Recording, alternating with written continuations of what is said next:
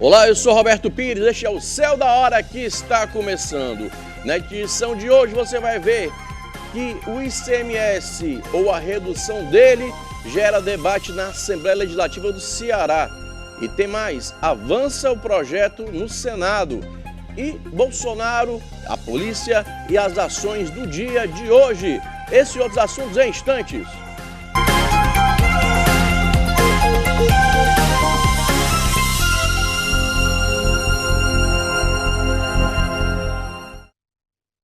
Olha, eu estou aqui todo molhado, vou pegar um resfriado.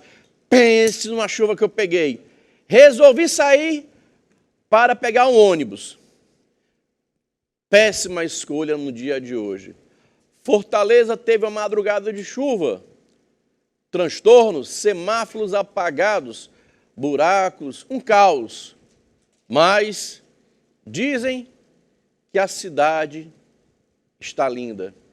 Pelo menos a cidade que o prefeito Sarto está, salvo engano é Estocolmo, está uma delícia. Eu queria entender, mas não vou perguntar, não vou dizer nada que você já saiba. Porque quando eu digo que eu vou pegar um ônibus, que eu tomo banho de chuva, que eu piso numa poça, quando meus pés estão impregnados de água, quem está rico, quem está no conforto da sua casa, não sabe o que é a tragédia humana de ter uma casa alagada, de ter os seus móveis, os poucos móveis que guarnecem a sua residência, estragados, ou ter que botar em cima dos tijolos para ficar um pouquinho mais alto e escapar de danificar e perder tudo. Perder tudo é o pouco que tem. O pouco que o povo humilde consegue comprar naqueles carnês. Mas para debater esse e outros assuntos, comigo está aqui a jornalista Nayara Mello. Seja muito bem-vinda, Nayara Mello. Obrigada, Roberto. Olá, nosso telespectador de todo o Ceará, do Acre e do Rio Grande do Norte. É sempre muito bom estar aqui com vocês. Nayara, você que é gente como eu, que é gente do povo, um carnê dá trabalho para pagar e não tem hora para acabar. Aí você compra algo com muito sacrifício, vem uma chuva, um alagamento, leva tudo. O que dizer? Qual é a esperança que a gente pode dar para o povo brasileiro que vive esse drama de estar desempregado, de se virar no dia a dia, e não vê nas autoridades, no poder público, uma preocupação para melhorar o saneamento básico, para tirar pessoas de áreas de risco e dar moradia digna? O que pensar? Qual é o alento que a gente pode dar para esse povo que cria os filhos matando muriçoca, matando mosquito? Aí veio aqui o vereador de Fortaleza que nunca propôs nada para resolver, que é o inspetor Alberto. Aí vai fazer filme, vai fazer humor, vai fazer chacota na Aerolândia. O povo da Aerolândia vive esse drama. E qual foi a solução que o vereador de Fortaleza, inspetor Alberto, deu para o povo? Qual foi? E eu não falo só o inspetor Alberto, não. Eu falo vereadores de todas as legendas partidárias, de todas as cores. Eu falo porque a hipocrisia machuca, dói, e dói muito mais em quem vive esse drama familiar diariamente. Eu queria saber se esses canalhas, e eu falo canalhas não a pessoa A, B ou C, eu falo os canalhas que sabem quem são e para quem eu estou falando, os políticos que só sabem conhecer a periferia dos municípios, do meu Brasil afora, em época de campanha eleitoral, porque o resto, porque eu nunca vi avião, nem cabe na periferia. Eu nunca vi L ponto na periferia, mas eles falam da periferia como se conhecesse a guerra das facções, o desemprego, a miséria, a fome, a dor e a inflação que assola a vida da gente. Porque eu digo, eu sou um Zé Ninguém e falo isso com muito respeito a todos. Porque quando uma pessoa está desempregada, ninguém dá a mão. Agora, o Sarto, que eu gosto muito dele, respeito ele, mas ele tinha uma cadelinha, a Marion, porque deu para a mulher, uma mulher levou, não sei, na separação, no divórcio, que custa R$7.000. A dele custa um pouquinho mais caro. Mas o preço médio, quem está duvidando, vai no pet shop e vai perguntar o que é uma Lulu da Palmeirão. Eu falo isso com muito respeito a quem gosta e tem amor pelos cachorros. Não estou criticando, eu estou dizendo que é muito mais fácil o ser humano ter dó, pena e piedade de um animal do que de um outro ser humano. Até porque não vem na gente, não vem no outro um ser humano. Vem ali algo como não fosse nada. Roberto, é complicado. Essa questão que você falou, né, das pessoas que não têm uma moradia adequada, que sofrem com as chuvas, é muito triste, porque nunca ninguém espera que vá acontecer uma catástrofe, algo que a pessoa perca tudo que, como você mesmo mencionou, às vezes não é muita coisa, mas é tudo que a pessoa tem, foi conquistado com muito sacrifício. Nós sabemos da realidade do Brasil, que é assim mesmo, a maioria das pessoas, o pouco que conquista com muito sacrifício, com muito trabalho. Então é muito triste ver pessoas perdendo tanto seus bens como a vida, né? Como o caso das chuvas que estão acontecendo, do desastre que vem acontecendo em Recife. Eu até comentei com a Marília Karen hoje mais cedo que é uma faca de dois gumes, que a chuva é muito boa para o agricultor, para quem está no interior e planta, que sofreu tanto com muitos anos de seca que nós tivemos. E, por outro lado, é muito complicado para quem vive em área de risco e perde tudo, né? Perde tudo. A única solução que eu vejo, porque os políticos, não vou dizer que é o vereador, o prefeito, mas, no geral, todos parece que não estão preocupados, porque eu não vejo solução efetiva para resolver uma situação como essa. Eu quero saber de você, telespectador, que me honra com a sua audiência, qual foi o vereador que visitou o seu bairro.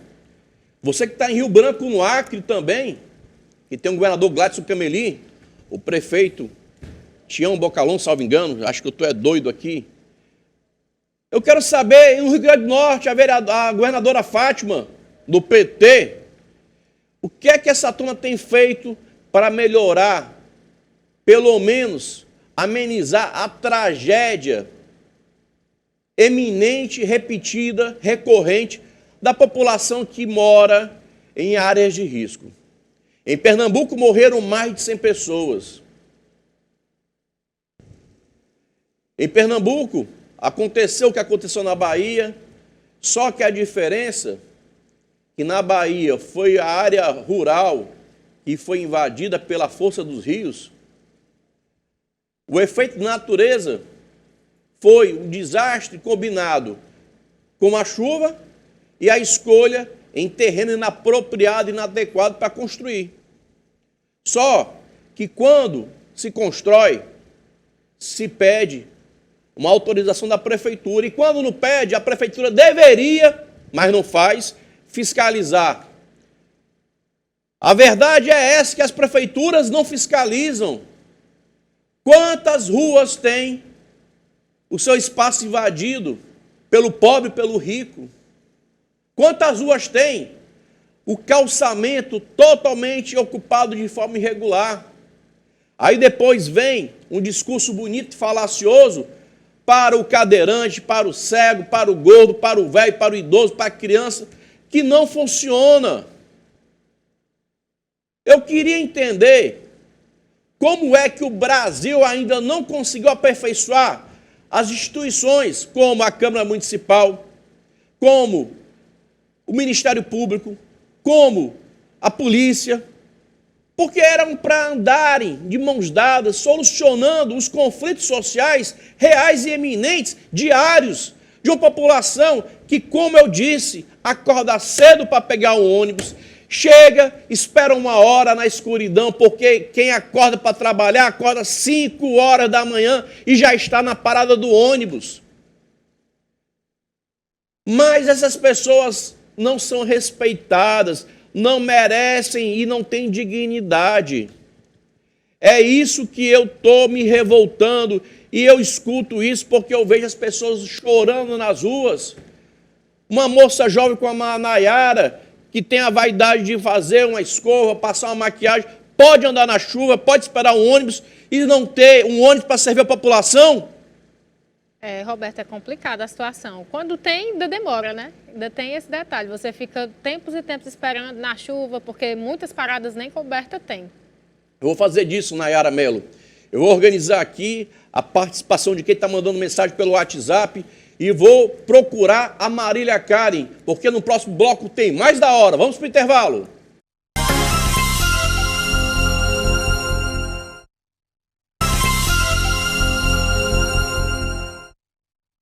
Olha, eu quero dizer para vocês que aqui o espaço é de vocês. Só que hoje eu não vou responder o WhatsApp, houve uma pane aqui no nosso WhatsApp.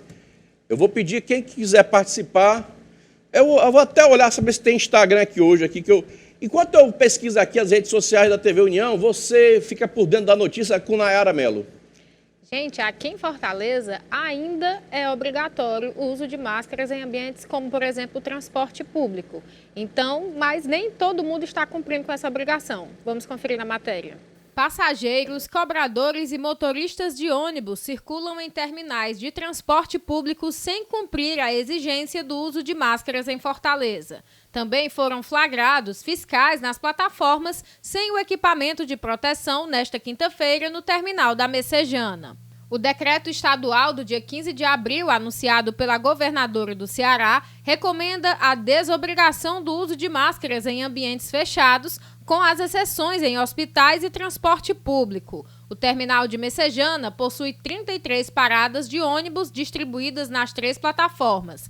Passam 58 linhas de ônibus e cerca de 135 mil pessoas por dia pelo local.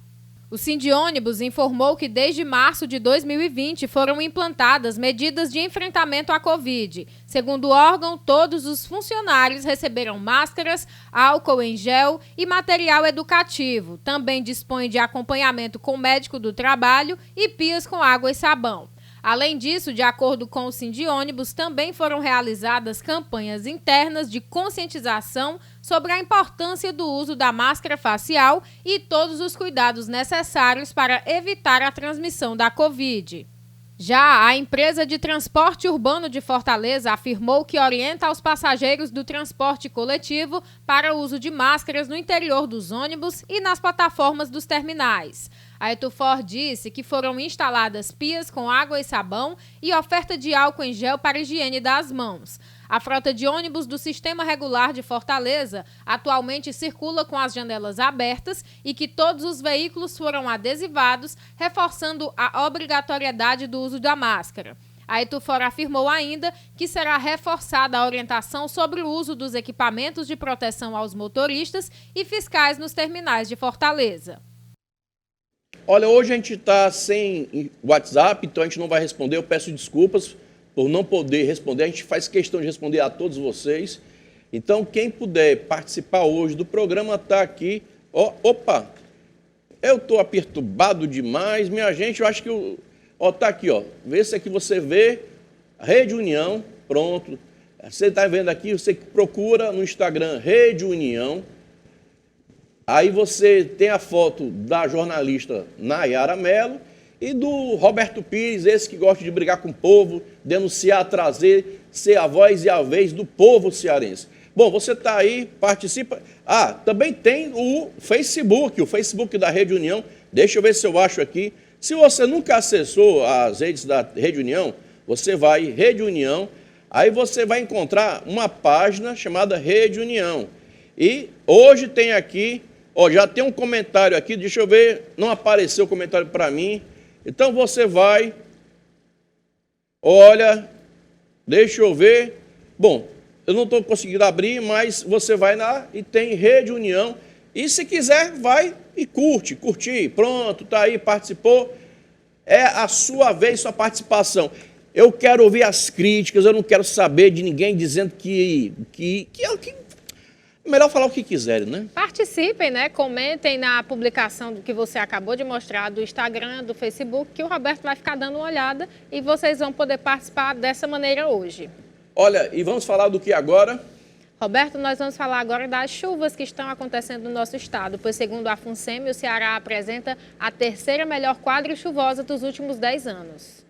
O Ceará apresentou a terceira melhor quadra chuvosa dos últimos 10 anos, de acordo com a Fundação Cearense de Meteorologia e Recursos Hídricos. De fevereiro a maio deste ano, choveu 621,3 milímetros. Esse acumulado fica atrás apenas de 2020, quando foram computados 724,4 milímetros, e 2019, que registrou 671,9 milímetros. Outro dado da FUNSEMI mostra que maio de 2022 foi o melhor mês nos últimos 10 anos. Foram registrados 108,9 milímetros de precipitações. Fortaleza amanheceu debaixo de fortes chuvas nessa quarta-feira, primeiro dia pós-estação chuvosa. As precipitações foram registradas em vários bairros da capital e já haviam sido previstas pela FUNSEMI. O centro de Fortaleza registrou vários pontos de alagamento. As chuvas começaram ainda durante a madrugada e se estenderam pelo começo da manhã desta quarta. Alguns semáforos na Avenida Pontes Vieira foram apagados. Para esta quinta e sexta-feira, a FUNSEMI aponta que o céu continue variando de poucas nuvens a nublado, com chuva no Cariri, região Jaguaribana e Sertão Central e Inhamuns. Nas demais macro-regiões, alta possibilidade de chuva isolada. E aqui em Fortaleza, durante as chuvas de ontem, várias pessoas passaram por transtornos no trânsito. Um deles aconteceu aqui no bairro Papicu. Um caminhão-reboque caiu em um buraco após o asfalto ceder no cruzamento das ruas Júlio Azevedo e Desembargador Lauro Nogueira, no bairro Papicu, em Fortaleza, na manhã desta quarta-feira. Chovia forte no momento em que o caminhão passava pelo local. O peso do veículo fez com que um cano estourasse e jorrasse água no asfalto. O acidente provocou um grande congestionamento no local. O caminhão-reboque levava 2 carros no momento em que o asfalto cedeu. O motorista do caminhão afirmou ter sentido o impacto enquanto dirigia e, quando desceu do veículo para checar o que havia acontecido, percebeu que o asfalto havia cedido. A frente do caminhão afundou, mas o motorista conseguiu, com a ajuda de populares, tirar o veículo do buraco. Uma parte da frente, entretanto, continuou presa. A Secretaria da Gestão Regional e a Companhia de Água e Esgoto do Ceará informam que equipes técnicas dos 2 órgãos foram enviadas para o local, que fica no cruzamento da rua Júlio Azevedo com a Desembargador Lauro Nogueira, no Papicu, para avaliar as redes de drenagem e de água do local e realizar todos os reparos necessários, assim como a recuperação da via. Está aí mais uma reclamação. A gente não sabe se é CAGES, não sabe se reclama para a prefeitura, para a regional, para as GFIs. Ficou muito difícil para a população descobrir como pedir ajuda. Então, nesse caso, eu vou recomendar a você, cidadão, que entre em contato com a ouvidoria do município. Lá, você registra, tem um protocolo e, com isso, você pode acompanhar. Porque quando você liga, não tem protocolo. Quando você vai lá, é uma fila e ninguém atende a gente. Então, fica aí o nosso apelo para você participar denunciando. Olha, eu também quero agradecer para quem está assistindo o programa através do YouTube da Rede União. Também é Rede União, você chega lá, bota Rede União, escreve Rede União da hora. E aí você localiza essa edição de hoje e edições anteriores. Vamos agora falar do que, minha amiga Nayara Mello? Roberto, um técnico em informática aqui de Fortaleza se utilizava da vantagem de trabalhar com computadores e celulares das pessoas para cometer crimes. A Marinha do Brasil, juntamente com a Marinha Nacional da França e o Exército de Terra francês, exercitam a capacidade de operar de maneira combinada por meio da Operação Fortaleza, que iniciou no dia 28 de maio e foi realizada até o dia 1º de junho na região metropolitana de Fortaleza. O exercício tem como propósito incrementar a capacidade dos militares envolvidos, contribuir para a política externa do país e aumentar a segurança marítima no Atlântico Sul. A operação é uma oportunidade para reforçar a capacidade das Forças Armadas envolvidas, como afirma o capitão de mar e guerra, fuzileiro naval, Luiz Felipe Valentini da Silva, comandante da tropa de desembarque. Abre aspas, o exercício nos permite elevar o nível de integração, uma vez que a preparação para uma operação anfíbia combinada, envolvendo meios brasileiros e franceses na projeção de poder, de caráter naval, do mar para a terra, exige um intenso intercâmbio de técnicas, táticas e procedimentos. É importante ressaltar que, apesar do período de treinamento ser inferior a uma semana, o planejamento da operação está em desenvolvimento desde abril, fecha aspas. A importância do treinamento também se dá por sua localização. É uma maneira para a Marinha e especialmente para a Força de Fuzileiros da Esquadra testarem sua capacidade expedicionária e logística, já que foram deslocados diversos meios do Rio de Janeiro até Fortaleza, percorrendo assim uma distância superior a 2.500 quilômetros, como lembra o comandante Valentini. Durante o dia 28, estiveram presentes a embaixadora da França no Brasil, senhora Brigitte Kohler, e o comandante do exército francês, general Pierre Schill, que acompanhou todo o treinamento.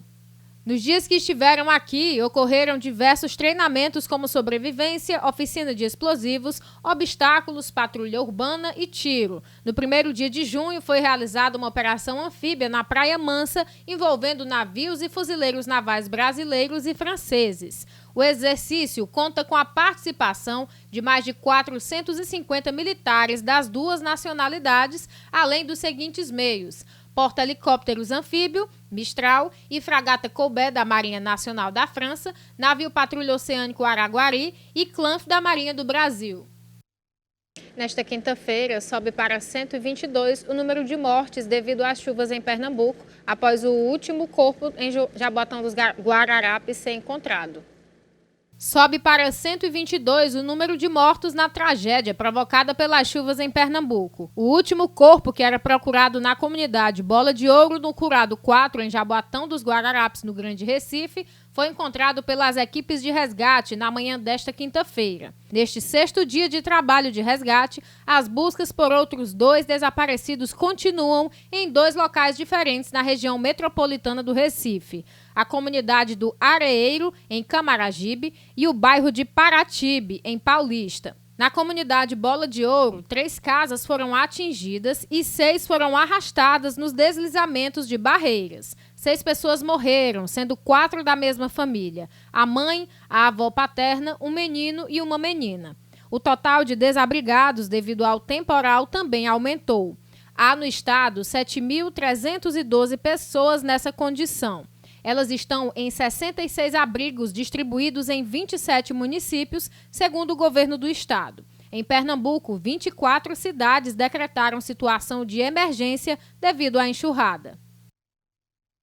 E as operações de câmbio e remessas internacionais cresceram 5,59% no Brasil. Após ter ido a R$ 4,60 no início de abril, o dólar inverteu a tendência e passou a ser valorizado na última semana nos principais mercados financeiros mundiais, principalmente nos Estados Unidos e Brasil. Esse crescimento, no início do ano, ele está muito relacionado não só à recuperação das atividades, como principalmente o turismo, como também em função seja da movimentação dada a elevação da taxa de juros no mercado americano, que você teve uma volatilidade a maior de remessa para o mercado americano, ou seja, parte dos investidores saindo aqui do Brasil, e também em função do crescimento das exportações, pelo fato da taxa de câmbio estar num patamar bastante interessante para os exportadores. O câmbio é a operação financeira caracterizada pela troca da moeda de um país pela moeda de um outro. É um elemento do sistema monetário internacional com o objetivo de facilitar as transações entre os países. Tem um mercado que relaciona essa oferta e demanda de moeda estrangeira em função dessas necessidades de liquidação dessas operações. Existem várias formas de regimes cambiais, mas a taxa de câmbio é determinada em um país. Os mais utilizados são os câmbios fixo e o flutuante. O flutuante total, né, livre, né, onde o mercado ele não tem interferência no Banco Central, e o sistema de flutuação suja, onde os bancos centrais ele intervêm no mercado de câmbio para tentar diminuir a volatilidade. De acordo com o economista Ricardo Coimbra, as operações cambiais conseguem interferir na economia do país. As operações de câmbio, né, ou seja, o dólar, principalmente, o euro, eles acabam influenciando também nos preços dos produtos que são comercializados no mercado interno, visto que se você tem uma taxa de câmbio num patamar mais elevado, isso estimula a exportação, né, de diversos produtos, e as empresas vão querer fazer uma conversão num patamar mais elevado para receber essa conversão na nossa moeda em real com um valor mais significativo. Da mesma forma que essa taxa num patamar mais elevado encarece os preços dos produtos importados, né? Como no caso aqui no Brasil, o preço dos combustíveis, o preço do trigo, que a gente importa bastante, então acaba influenciando também nos preços no mercado interno. De acordo com dados divulgados pelo IBGE nesta quinta-feira, o PIB do Brasil avança 1% no primeiro trimestre, impulsionado por serviços. O Instituto Brasileiro de Geografia e Estatística divulga nesta quinta-feira o Produto Interno Bruto do Brasil, que cresceu 1% no primeiro trimestre, na comparação com os 3 meses imediatamente anteriores. Frente ao mesmo trimestre de 2021, o avanço foi de 1,7%. Em valores correntes, o PIB chegou a 2,249 trilhões de reais. Trata-se do terceiro resultado positivo depois do recuo no segundo trimestre de 2021. O resultado representa uma aceleração frente aos trimestres anteriores, impulsionada pelo setor de serviços, o mais impactado pela pandemia e de maior peso na economia, que ainda tem encontrado espaço para recuperar o nível de atividade pré-Covid, apesar dos impactos da inflação e dos juros altos. O IBGE revisou os dados trimestrais do PIB de 2021. O PIB é a soma de todos os bens e serviços produzidos no país e é o principal indicador usado para medir a evolução da economia. Na comparação com o trimestre imediatamente anterior, a alta do primeiro trimestre foi de 1,1%, ao contrário do crescimento de 1,4% divulgado anteriormente. Já a queda registrada no segundo trimestre foi revisada de menos 0,3% para menos 0,2%. No terceiro trimestre, houve crescimento de 0,1% em vez de queda de 0,1% da leitura anterior. Já a alta do quarto trimestre passou de 0,5% para 0,7%. Entre os principais destaques do PIB do primeiro trimestre estão serviços com 1%, indústria com 0,1%, agropecuária com menos 0,9%, consumo das famílias com 0,7%, consumo do governo com 0,1%, investimento com menos 3,5%, exportações com 5% e importação com 4,6%. Falamos agora em saúde, pois a meningite volta a preocupar os órgãos de saúde, conforme dados do Ministério da Saúde. Só nos primeiros 3 meses deste ano já foram notificados 141 casos. De acordo com especialistas, as meninges são membranas que ficam ao redor do cérebro e da medula espinhal, cuja função principal é proteger o cérebro e o sistema nervoso. A meningite é a inflamação da meninge, que é uma membrana que reveste o sistema nervoso central, como por exemplo o cérebro. Essa é uma condição de saúde, é uma condição médica de extrema importância porque pode levar a casos graves, incluindo sequelas e até o óbito. Conforme dados do Ministério da Saúde, só nos primeiros 3 meses deste ano já foram notificados 141 casos. Como a meningite ela pode ser causada por vários micro-organismos diferentes, como vírus, bactérias, fungos, até a bactéria da tuberculose, esses micro-organismos eles são mais frequentemente transmitidos pela via respiratória. Então, a principal forma de transmissão da meningite é pela via respiratória.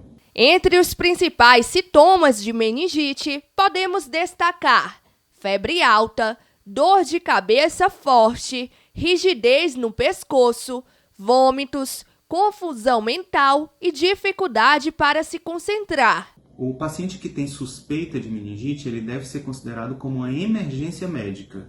Uma vez diante da suspeita, ele deve ser avaliado na emergência para ele ter o adequado diagnóstico e o pronto tratamento. De acordo com o doutor, a vacinação é a melhor forma de combater a doença.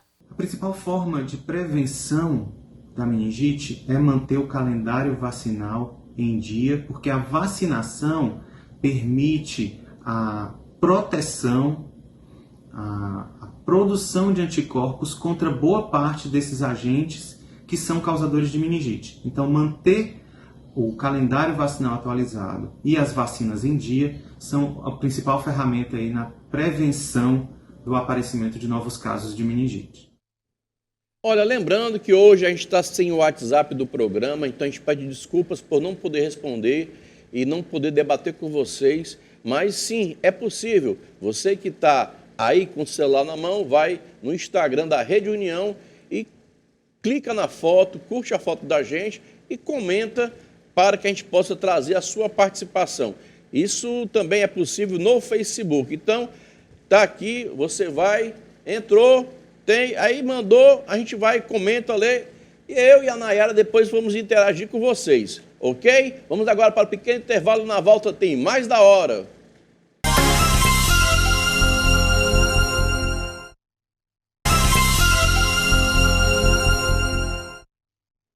Bem, hoje é dia de quê? De caranguejo, mas tem que ter dinheiro, né, para comer o caranguejo. Bom, lembrando que hoje a gente está sem o nosso WhatsApp, então a gente pede desculpas por não poder responder a vocês. Nós temos aqui o hábito, né, de sempre responder, tem sempre a participação da Sandra Farias, tem a turma do Moisés, lá de Maracanaú. Sim. Tem uma turma que participa com uma frequência. Também, né? Maranguape, tem o Paulo do Chicó, população de Maranguape participando, população... Calcaia, Calcaia querida, Calcaia. Ah, que bom que você falou em Calcaia. Hoje, tanto a deputada Érica Amorim quanto o delegado Cavalcante fizeram relatos de uma briga entre bugueiros, barraqueiros, com a Prefeitura de Calcaia. A Prefeitura de Calcaia quer requalificar um espaço numa área de dunas. Tem embargado e há uma expectativa grande que a Prefeitura vá demolir um equipamento particular, que está, segundo a Prefeitura, em área irregular. Não sei se é ordem judicial, não sei se é uma iniciativa do Poder Municipal, mas está dando uma polêmica grande. Tanto a Érica Amorim quanto o delegado Cavalcante são oposição ao prefeito Vitor Valim e nisso a repercussão está grande. Lembrando que em Calcaia, o ex-prefeito Naomi Amorim é casado com a Érica Amorim.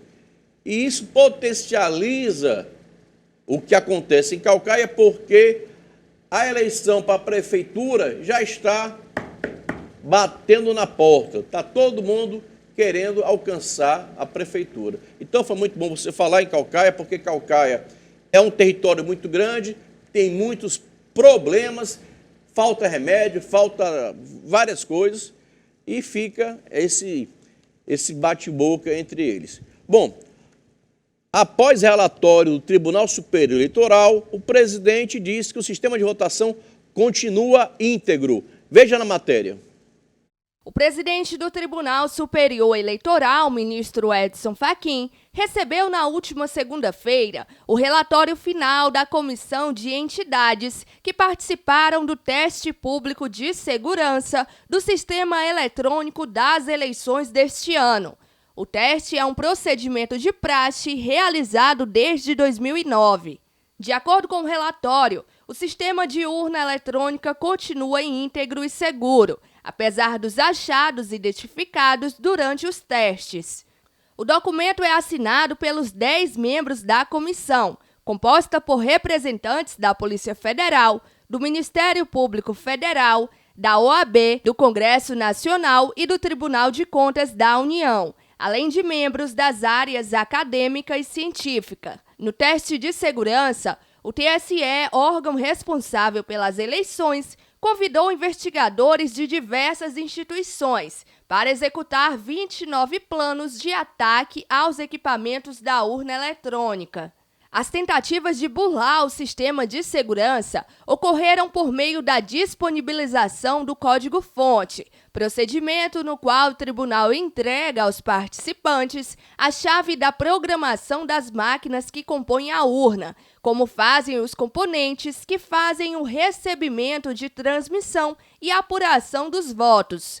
Em novembro do ano passado, dos 29 ataques, 5 obtiveram êxito, mas nenhum deles conseguiu atacar o software responsável pelo funcionamento da urna e o aplicativo referente ao armazenamento do nome dos eleitores e dos candidatos. Segundo o tribunal, os investigadores repetiram os ataques feitos, mas não tiveram sucesso, porque todas as 5 vulnerabilidades foram corrigidas. O Supremo Tribunal Federal reconduz Alexandre de Moraes para mais 2 anos no Tribunal Superior Eleitoral. O Supremo Tribunal Federal reconduziu ontem Alexandre de Moraes para ocupar o cargo de ministro do Tribunal Superior Eleitoral por mais 2 anos. Com a recondução, Moraes poderá completar o período de 4 anos na Justiça Eleitoral, período máximo de mandato dos integrantes do TSE. A eleição é uma formalidade de praxe que é feita pelo Supremo. Atualmente, Alexandre de Moraes é vice-presidente do TSE. Em agosto, com a saída de Edson Fachin, atual presidente, Moraes passará a presidir a Corte Eleitoral e comandará a organização às eleições de outubro. Após a votação simbólica no plenário do STF, o ministro disse que vai trabalhar para garantir a paz e a segurança durante as eleições. E no mundo já foram registrados mais de 500 casos de varíola dos macacos. No Brasil, há 3 casos sendo monitorados. O mundo ultrapassou os 500 casos de varíola dos macacos fora da África na última segunda-feira, no dia 30. Já são 568 infectados em 24 países, até o meio-dia da última terça-feira. O Brasil ainda não tem casos confirmados, mas está analisando 3 suspeitas da doença. Esse é o maior surto fora do continente já registrado. As suspeitas brasileiras foram registradas no Ceará, Rio Grande do Sul e Santa Catarina. A informação consta em um boletim do Ministério da Saúde, divulgado na última terça-feira com os dados do dia anterior. O primeiro caso na América do Sul foi confirmado na Argentina na última sexta-feira. Por enquanto, esse é o único país da região com infectados. Mas Bolívia e Guiana Francesa, além do Brasil, também lidam com suspeitas. O país com mais infectados é o Reino Unido, com 190 casos, seguido de Espanha, com 120, e Portugal, com 96. A Anvisa orientou medidas como o uso de máscaras, higienização das mãos e distanciamento em aviões e aeroportos para evitar a circulação do vírus no Brasil.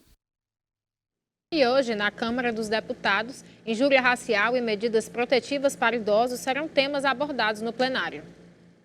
O plenário da Câmara dos Deputados pode votar nesta quinta-feira propostas que tornam mais rigorosas as penas para o crime de injúria racial e estabelecem medidas protetivas para idosos e pessoas com deficiência. A pauta da sessão deliberativa convocada para esta quinta-feira inclui no total 20 propostas. O projeto de lei da deputada Tia Heron aumenta a pena do crime de injúria racial de 1 a 3 anos de reclusão para 2 a 5 anos.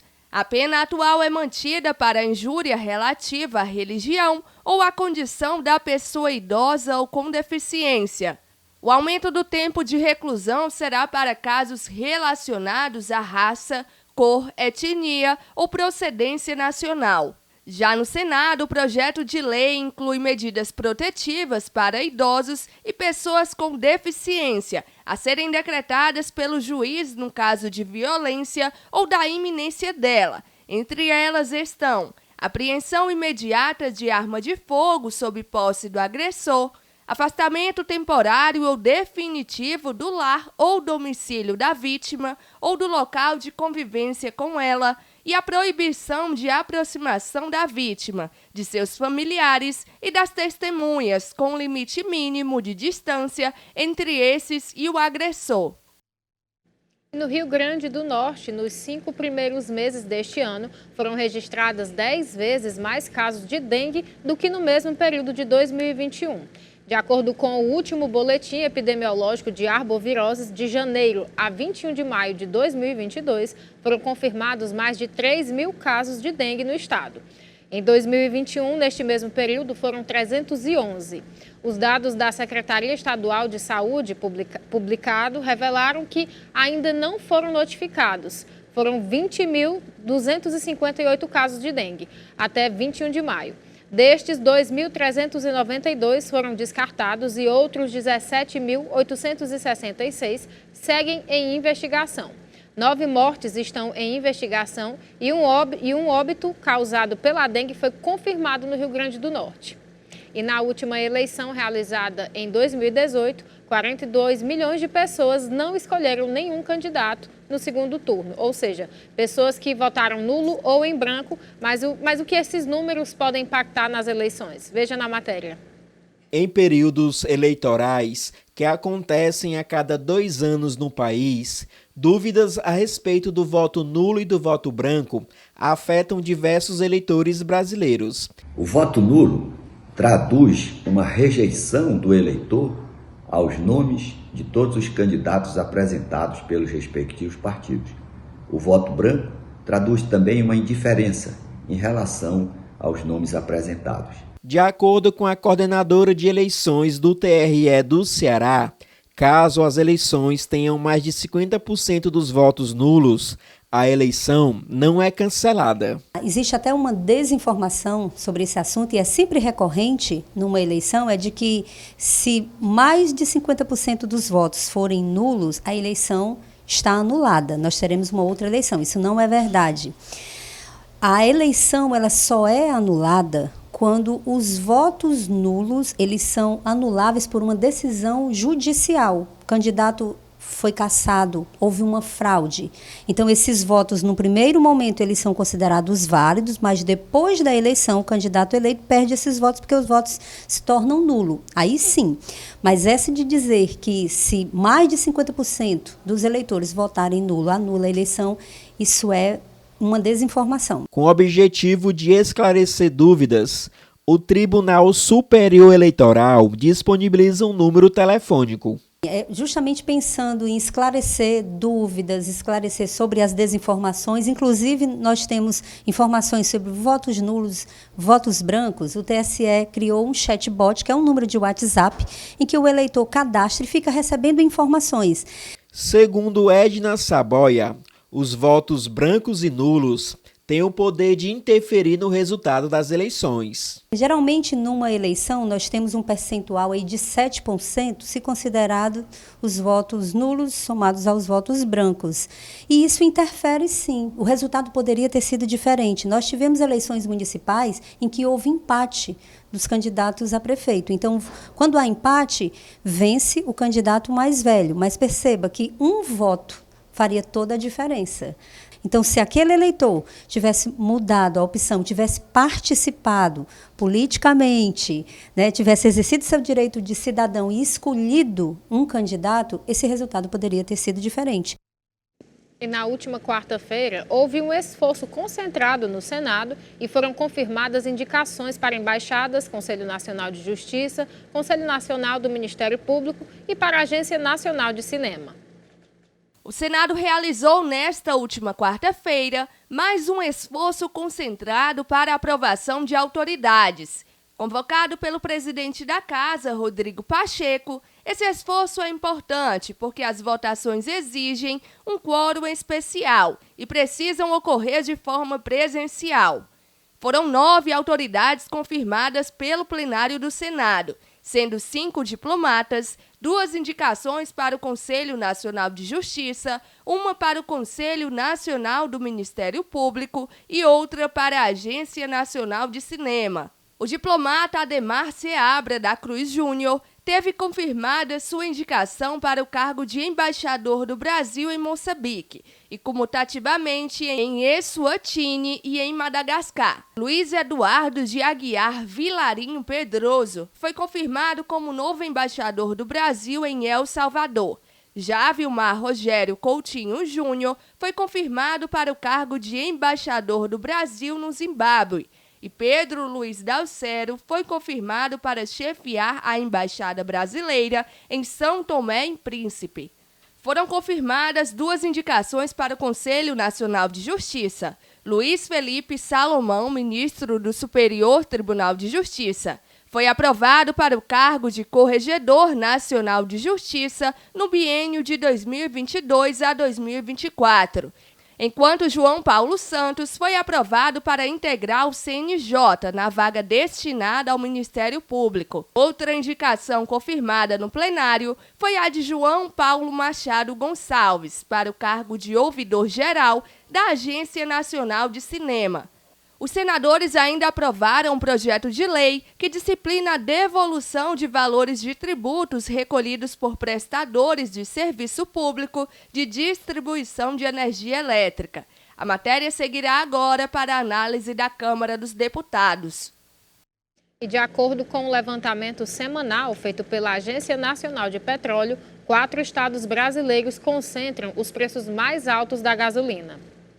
4 estados concentram os preços mais exorbitantes da gasolina no Brasil, conforme o mais recente levantamento semanal da ANP, realizado entre os dias 22 e 28 de maio. O valor máximo para o litro foi encontrado em Barueri, São Paulo, por impressionantes R$ 8,59. A segunda posição fica com Angra dos Reis, onde o combustível foi registrado pela cotação máxima de R$ 8,49. Barra Mansa, outra cidade do Rio de Janeiro, ocupa o 3º lugar desse pódio amargo, com R$ 8,46. Bahia e Ceará são os demais estados que possuem cidades no ranking das 15 mais caras para abastecer.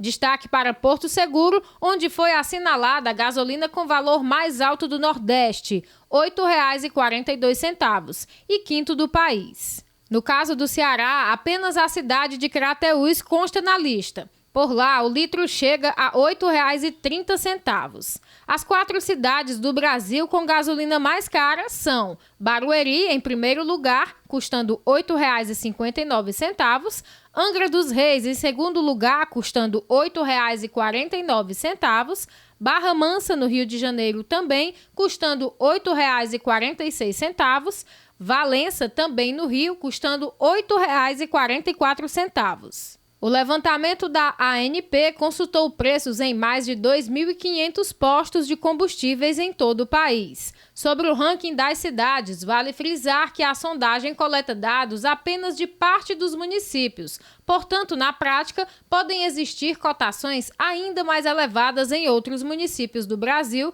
que não integram a pesquisa. Roberto, como é que tem sido para você que abastece o seu carro todos os dias, suponho, né? Como é que tem sido pagar cada vez mais caro a gasolina? Olha, é uma pergunta que nós nos fazemos, porque a gasolina hoje representa para algumas pessoas mais de um salário mínimo. É algo que está proibitivo. Eu estou sempre com o cheiro do tanque vazio. Então eu vou, boto R$50 num dia, pesquiso. Por exemplo, aqui em Fortaleza é possível encontrar gasolina a R$ 6,89, R$ 6,89. Nós sabemos que, graças a Deus, aqui em Fortaleza, quinta capital do Brasil, há um posto ao lado de outro, colado. E o que nós estamos vendo é que, com a quebra do cartel, está acontecendo a concorrência de preço. Aquele combinado está ficando mais difícil. E o comerciante, o empresário, dono de posto de gasolina, que baixa o preço, é xingado. É impressionante. Então, quando eu escuto alguns depoimentos de empresários de postos de gasolina, fica registrado na minha convicção o fato de não estar havendo combinado de preço. Porque se tivesse acontecendo combinado de preço, a gasolina em Fortaleza custaria R$ 8,19. É o que os empresários entendem como o preço viável para que eles possam ter lucro. E a pergunta é, será que essa gasolina de R$ 6,89 é fraudada? Tem mais álcool do que o permitido? Porque sim, a nossa gasolina no Brasil não é pura, ela é misturada gasolina e etanol. O etanol, por sua vez, que deveria ser uma fonte alternativa de combustível, está inviável. O preço não compensa o consumidor abastecer seu veículo com etanol. Então, a preferência é pela gasolina, que a R$ 6,89 se torna mais atrativa. E eu pergunto, será que é só a gasolina que está cara? Porque ao ir para o supermercado, eu vou para o supermercado porque, como eu falo, eu sou um Zé Ninguém, eu sou do povo. E como do povo, eu sou uma pessoa que anda de ônibus, nem sempre, mas ando, que ando a pé, que ando de carros, de aplicativos como Uber, 99 e outros, que sei o quanto é caro viver. Aquele café que você comprava por R$ 4,00, 250 gramas custa R$ 10,00. O quilo do arroz é R$ 6, R$ 7,00. O feijão, aí você bota a carne, 1 quilo de carne é R$ 50,00, corta ali e dá 6, 7 bifes. Não é o Roberto Pires abastecer o carro que é a pergunta que tem que ser feita. É como pai de família, um casal normal que tem 2, 3 filhos, consegue sustentar sua casa por R$ 1.212, que é o salário mínimo. E quem trabalha de carteira assinada ainda é desconto, vale transporte, o INSS, sobra o quê? R$ 1.050? Como sustentar uma casa? Como sustentar uma casa? Lembrando que muita gente paga aluguel, um quarto hoje na periferia custa R$ 200. Aí você vem para Enio, a mais barata custa 80, mas uma casa de um casal, por exemplo, custa R$ 300. Na minha casa eu tenho um ar-condicionadozinho ligado lá, aí R$ 300. Não é como o Roberto bota gasolina no carro, porque eu sou um privilegiado, eu sou um homem que Deus me deu muita iluminação e sorte, e eu agradeço a Deus todo dia.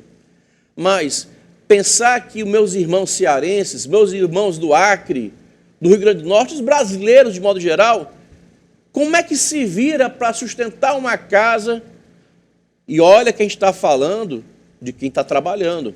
Porque hoje a gente tem 14 milhões de brasileiros desempregados, fora os alentados. No Ceará, na Bahia, em alguns estados, mais pessoas recebendo o Bolsa Família, hoje denominado como Auxílio Brasil, do que gente trabalhando de carteira assinada. Isso é surreal. O país está às avessas, estamos vendo o caos. Esse assunto eu volto a falar amanhã mais, porque aqui a gente não tem medo de falar a verdade, mesmo que isso contrarie os interesses da direita, da esquerda, do centro, dos donos de poder de plantão, porque está cheio de babão e eu não sou babão. Olha, eu até sou, né? Mas nem sempre. Vamos dizer até amanhã? Vamos sim, agradeço muito. Nós agradecemos sua audiência e amanhã tem mais. Tchau. E desculpa não poder responder o WhatsApp, porque a gente está sem o WhatsApp hoje, mas amanhã tem mais e quem sabe amanhã a gente tem o WhatsApp. Até amanhã, tchau. E você fica agora com o Esporte União.